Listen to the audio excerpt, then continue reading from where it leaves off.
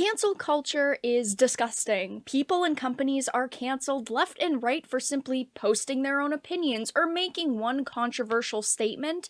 And I understand that sometimes people can take things way too far, and things can be unforgivable for a lot of people.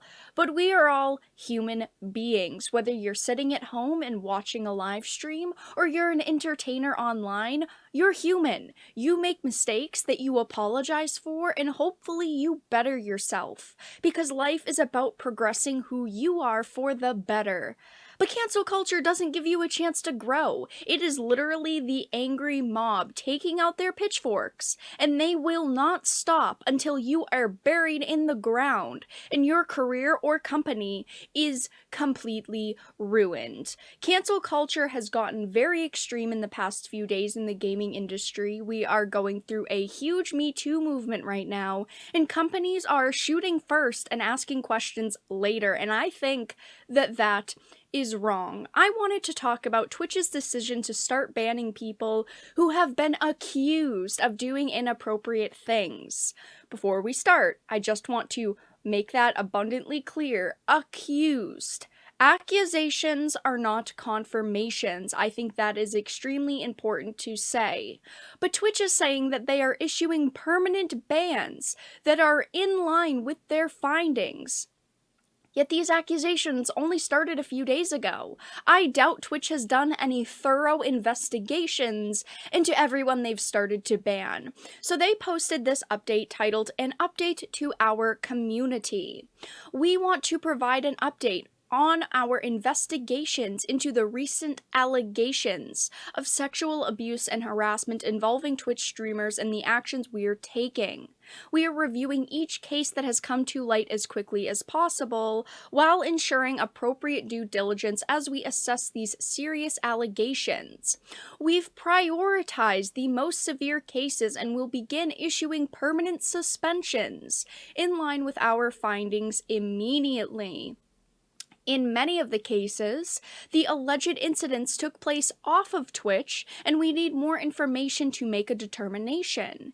In some cases, we will need to report the case to the proper authorities, who are better placed to conduct a more thorough investigation. And for those who have come forward and like to share additional information, and to anyone who hasn't shared their experience and wants to do so, you can report confidentially through the reporting tool on each streamer's channel page. They don't explain their process at all. They just call it investigations. How are they investigating situations? How are they determining if people deserve permanent bans or if they get suspensions? This is frustrating. While yes, I'm sure some of the people who are being banned have done very bad things, what happens if they are shooting first and someone gets banned when they didn't actually do anything? That is a huge point to make here. They don't say what their investigation is at all. They don't say how they're handling situations.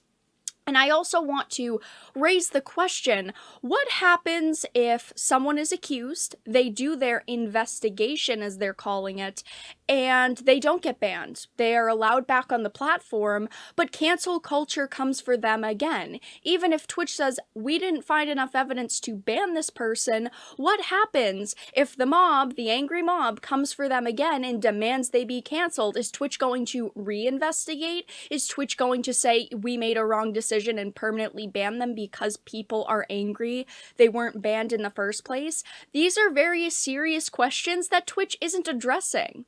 I want to make it clear here that I am not saying that nothing bad has happened in the industry. It is disgusting what some people have done even in the past few days that has been revealed, and some people do deserve to be banned and face punishment. But what is Twitch considering good enough evidence? Is one statement evidence? Is a text conversation evidence? What is good enough proof of a situation happening in their eyes? Continuing on, though, it says, we are also committed to continuing our efforts to make Twitch a safer environment, with more tools to combat harassment and hate. We have work underway, including a review of our hateful conduct and harassment policies, enhanced offensive username detection, improvements to automod in our banned word list, and other projects focused on reducing harassment and hateful content. Twitch isn't law enforcement. If these people feel that they are unsafe in any way, the people who are coming forward, they need to go to the police and get a thorough investigation done. Twitch is enforcing the angry mom mentality at this point. They're giving it power. I understand that Twitch is saying, yeah, maybe we'll have to, pass the cases on to proper authorities, but what's the line? Where does Twitch say, we're the proper authority, we can do what we want with the situation, and where's the point that they say we're going to pass this along to the authorities? That's, I guess, another big question that I have. They finish off the article or the blog post with those who have come forward and have shown incredible strength, vulnerability, and bravery. We acknowledge that we can't single-handedly tackle pervasive issues across the gaming and broader internet communities, but we take our responsibility as a service for our community seriously. We will continue to assess accusations against people affiliated with Twitch and explore ways Twitch can collaborate with industry leaders in this important issue. So that is the only statement that they have made at this point. I am not saying, with all of my questions, that sexual harassment doesn't happen. I'm not saying don't believe people who are coming forward with stories and accusations, but accusations can ruin people's careers and lives. If you're putting something online, it deserves to be questioned, whether it's coming from a male or a female. Look at the situation with Angry Joe. He was accused of doing inappropriate things. He put up a statement saying the woman's allegations were false, and that he was willing to defend himself. He was willing to fight those accusations in court, and she decided to take a break from social media and remove her post with allegations. But he's already been canceled by so many people. Cancel culture has already done its toll. She was being called out for her inconsistent statements in the story, but instead of defending herself and saying, no, this is what happened, she just backed down, and in my opinion, that's suspicious. It's very odd how Twitch is handling this situation.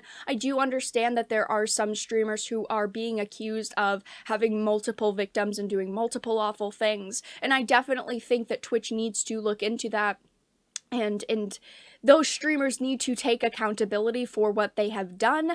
But when is Twitch drawing that line, saying we're the authority here, we make the decisions, or when are they saying no, we're not going to ban anyone until we've passed it along to the proper authorities and they've made their conclusion? But in the end, I really hope that no one is unfairly banned, because we know how Twitch is. They apply their rules very inconsistently and specific people get special treatment. I really hope that they don't protect anyone in this situation, but I really hope that they don't start to ban people with no evidence. But that is all that I had to discuss in this video. I suppose we will have to see if Twitch comes out with any more statements, but cancel culture has gotten disgusting. Cancel culture has gotten completely out of hand, and I really hope that innocent until proven guilty is upheld.